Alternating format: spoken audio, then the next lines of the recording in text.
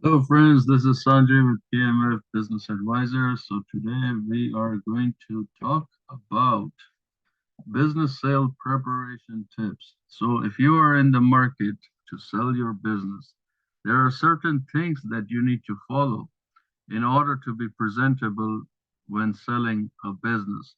Whether you're selling at BizMLS, BizBuySell, LoopNet, CoStar, there's so many out there. Whichever website you chose to sell, or if you're hiring a business broker, don't hire a realtor. Realtors, they sell properties. Business brokers, they sell businesses. As simple as that. Okay, so I'm going to share with you a few tips on how you can present your business to be out in the industry so it can get a faster sale, a faster contract. So the first most important thing is the pricing. You always want to set up a reasonable price to attract potential buyers and maximize the profitability. You know, there is a trick when it comes to pricing. So, sometimes if you're struggling to sell your business, the one trick that I use, and 99% of the times it works amazingly, and that's to reduce the price to such a price that it's unbelievable and it just starts to attract every customer out there. Okay. So, for example, you have a business for sale, let's say for $150,000, and you're not getting a single buyer on it, but you are willing to accept, let's say, $90,000, the last final price, right? You're listing at 150, trying to get somebody to pay you 150, or least you're willing to accept 90,000. So what you do basically is you price your business if it does not sell over a period of time. Now let me tell you something. Business, to sell a business, it takes time. It's not an easy process because it's a big process. Some businesses that we sell takes, like the small ones, anything less than a million, it takes us between 3 to 9 months to sell. Okay, and if it's a business that's like out there, they take a couple of years, 2 to 5 years to sell. So that's the normal transaction period to sell a business. But if it's priced right, you can sell it as fast as 20 days if it's priced like right there. And so, for example, you want to sell a business for 150,000. The last price you're willing to accept is 90,000. The trick that you can apply to this is listed at 70,000, 75 below what you're willing to take. Okay, 10, 20% below. And you will notice is that a lot of buyers are going to pay attention to it. And when they do, that's when you start with the negotiations policy. That's when you get aggressive. And if you're not good in negotiations, then I highly, highly suggest you hiring a business broker like myself, or if you need a business broker referral, I can pass on to you. I know a lot of brokers in the industry that can help you sell your business at anywhere nationwide within the United States. Okay. Second thing is the operations. You have to maintain your normal business operations. What really tends to happen is when businesses they put their business for sale, they tend to lose the commotions. They tend to lose the energy, and what happens is they tend to open on times when they're not supposed to open, and they close early, and so forth. So always mention normal business hours to ensure steady sales. Okay, cost, profits throughout the selling process. Don't just think that even if you have a contract, don't just think that you can escape and just go. Keep it as is. Keep it from 9 to 5. You gotta follow the rules. The third item that you gotta be is confidentiality. I can't pronounce it properly. My apologies. But it is very important to protect confidential within the buyer and yourself. The reason why you don't want to disturb. Number one, the most important are your employees. When the employees find out that your business is for sale, they shake because they lose the guarantee of Will they have a job later on or not? Will the new owner put them in position or not? How will they manage their expenses?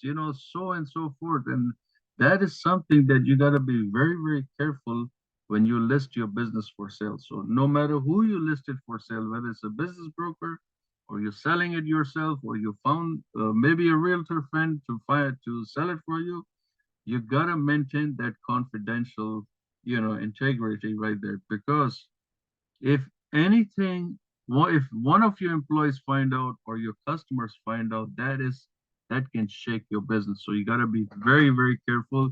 That is the one thing that we at KMF Business Brokers do. We don't bring a buyer during business hours. We don't allow the buyer to communicate with the seller, with the owners. We don't allow the buyers to communicate with the landlord. And lastly, most importantly, we don't allow the buyer to communicate with the employees at all. So the best time to show your business is when your business is closed after hours, when all of your employees is out. That is the best time you are going to engage with a buyer if you're ready to make negotiations. The fourth one that I would highly recommend is preparation. Make sure you have all your records, your financing, your tax returns, your PLN statement, balance sheets, everything in place. You want to make sure that these things are aligned in place. Copy of the lease statement. Don't say anything to your landlord yet, but make sure that your landlord is gonna allow you to sell your business. What happens 90% of the time we're on the closing table and we're ready to close, and next thing we find out that the landlord doesn't want a new tenant. They don't want to let go of the old tenant. Why? Because they have a good relationship with the old tenant, and they will do anything and everything to keep that tenant there. So the landlords are extremely disturbed when they find out that their old tenant from 10, 15, 20 years out there are willing to sell and ready to move on, but they're not willing to accept new tenants, and that's a big issue. So make sure you always, before you list your business for sale, make sure you're prepared for the worst and for the perfect thing. Just speak with your landlord. Say, hey, Mr. Landlord, Mrs. Landlord, you know what? I've been here so many years. I'm planning to sell. I'm thinking about, I'm not, I'm planning, I'm thinking about selling because, after all, I cannot be young for life. So would you have any objections if I decide if I want to sell the business? And that's basically how you interact. Get be friendly with your, especially with your landlords. Be extremely friendly, find a way, and if everything looks good, then go for it. But make sure to get everything in position. Tax returns, your balance sheet, your profit and loss statement, copy of the lease agreement, anything that is going to bring you that potential buyer to work with you. If you're doing online sales, if you have a restaurant or something, Grubhub, all these guys, you got to get everything aligned so you have this information there. The next thing after that is you have to anticipate. You got to prepare necessary information. Again, your financial history, assets appraisals, anything that it has to satisfy the buyer's requirement. These are very important things because when a buyer comes in contract with you, you got to take it very seriously. Many times there's a due diligence period. In that due diligence period, the buyer has the right to get out if they don't find something appropriate, if they don't find something according to their requirements. So if everything is properly organized and arranged and prepared, then there is no option of the buyer to, go out. And that is very, very, very important right there. Another major aspect is competition. You know, uh, Competition is good. You gotta let your broker, if you are hiring a broker, you gotta make sure that the broker makes a competitive environment for your business because this helps the buyer, make a decision very fast. So for example, like I mentioned earlier, if you're looking to settle at 90,000 and you put it at 75,000, what you're doing is you're creating a competitive environment for your business. Means If one buyer is coming to see your business, let's say Monday at 10:30 a.m., you got another couple of buyers coming at 10:35, 10:45. Now, when two or three buyers they interact with each other, that makes it a competitive environment. And what that happens is it convinces and it eagers the other buyers that, you know what, this business is really getting attention. I better buy it before somebody else purchases it. So that is very, very important aspect of the business. Flexibility, be flexible on your payment plans. So I always tell the sellers or the sellers that I deal with, I say, don't just go and say, yeah, I want down payment. If you're asking 150,000, don't say I want 150,000 down payment. That down payment basically means is like how much are you willing to accept if the buyer comes to you. Now remember one thing, a lot of buyers will not get approved for financial loan. If the loan is, let's say, $80,000, it's not going to approve. It's too less of a loan. The banks, the lenders, they want to make money. Like I know in residential real estate, you got to meet a certain guideline that they cannot go below that because they don't make money. And after all, the purpose of the lender is to make money. So how you make it flexible for the buyer? So you offer financing terms. So let's say, for example, you are asking 150,000. Now your business isn't, you are not getting any contracts, but then you offer the buyer, you know what? I will take 70% down payment now, and the 30% you can pay me later. 12 months, 24 months, 36, 60 months, whatever you like. What you are doing here is you're bringing flexibility to the deal. You're making it easier for the buyer to engage with you with a contract. If the buyer says, you know what, okay, fine, 150 is fine. I'm going to give you 50% now. I'll give you 75,000 now. And the other 75,000 I'll pay you in 3 years. Give it to him. There's nothing to lose. Now, there's a catch over here. What you can really do is that the financial lending companies out there, especially dealing in business lending and commercial lendings, these are very difficult to get financing approvals, extremely difficult unless you have a perfect credit score, a perfect everything. These are very tough loans to get. What you can do here is take advantage of the situation by charging an interest rate. Okay, it is legal to charge. You are doing seller financing, it's legal for you to charge financing interest. So a lot of clients that I deal with, especially sellers, they charge anywhere from 8% to 12.5% every single month. So if you're financing that extra 75,000, let's say at 9%, you and I, we both know that the buyer is not going to get approval for 75,000 because number one is too low of a lending process. The banks are not going to do it finish. So you can actually take advantage of that and make that extra 9%. 9% is 9%. That's free money. So make sure to be flexible when you are negotiating. The most important thing, the next step is negotiations. Now, if you are not powerful enough to negotiate, hire an attorney. I would highly suggest getting a business broker because, man, that's all we do is negotiations. That's what I do all day is negotiations. So, you got to collaborate with the buyer.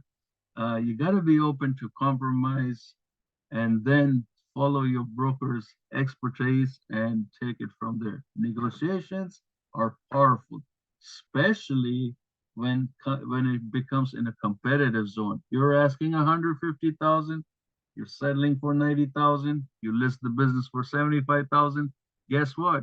You're gonna end up getting a lot higher than $90,000 if your broker is excellent in negotiations. You get it? So what I'm trying to say is, even if you're listed 75,000, where you're willing to take 90,000 and your list price is 150,000, if if the negotiations are done in the right way and the competition is created and the flexibility is there and the preparation is there, the confidence, everything comes together, my friends, I guarantee you, you're gonna get more than what you are asking. If you want 90, you're gonna get a lot higher than $90,000, and it's all comes to negotiations. But with negotiations, it's timing. Timing plays an important role in all of this. So if there's a due diligence period, the negotiations must be done within that due diligence period. If a buyer requests you to shadow the business, let's say they got everything proper. Now they're unsure that, oh, okay, whatever the seller is claiming, does it really match up to that? So that's called business shadowing. They may ask you for 1 week, for 10 days, for 3 days, for a couple of weeks. Give them the opportunity to shadow. 90% of the times the buyer don't even proceed with the shadowing. Why? Because they want to see the seller. How much of a guarantee can the seller give? Is the seller really saying what they're saying?